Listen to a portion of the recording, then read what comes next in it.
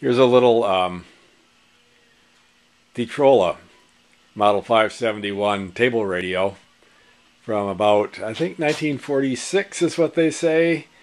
This one is interesting because it has a case designed by Charles and Ray Eames, the 1950s or mid-century modernists, designers. And so it was kind of a breakaway from the earlier radio cabinet designs, which tended to be a little more Baroque.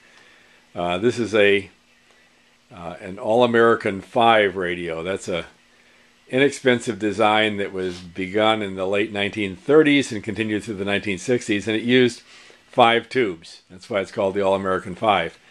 The tubes were chosen so they could run in series string, the filaments. That means they did not have to have a power transformer to step down the voltage for the filaments of the tubes or step up the voltage for the other operation of the radio.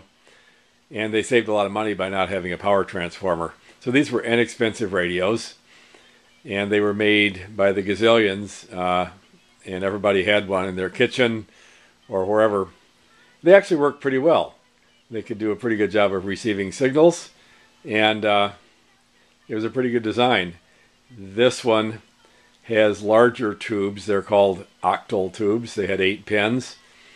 Later, they adapted the same basic design to using miniature tubes, which came out later on toward the 1950s. But they're all basically an inexpensive design that worked pretty well. This one did not have a back on it, so I made a back for it just to keep hands out.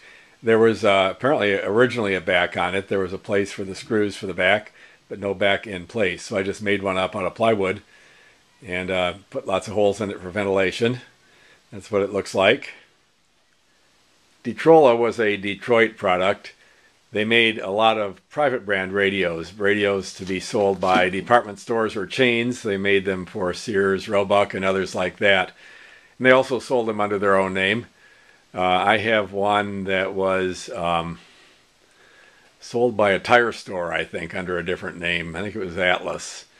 But this is one that's branded as Detrola in their own name. I had to perk it up a little bit. The speaker cloth, the grill cloth, was really dirty on this one. So I washed it, just literally scrubbed it with both soap and water and a brush. Made it look a lot better. Then the case, the wooden case, had a deteriorated finish, so I brushed on some dull varnish to make it look better. It looks, I think, a lot more like the original now. And the radio is mostly working, except that it's been oscillating on me all of a sudden. It was working fine when I unplugged it last time, and now it tends to oscillate between stations, so I've got to look in there and see what's amiss. I replaced all the capacitors and several resistors, so the components themselves ought to be in good order. Maybe it's a tube that's a little bit out of spec, but the radio otherwise was working nicely, and it's a good example of this All-American 5 design.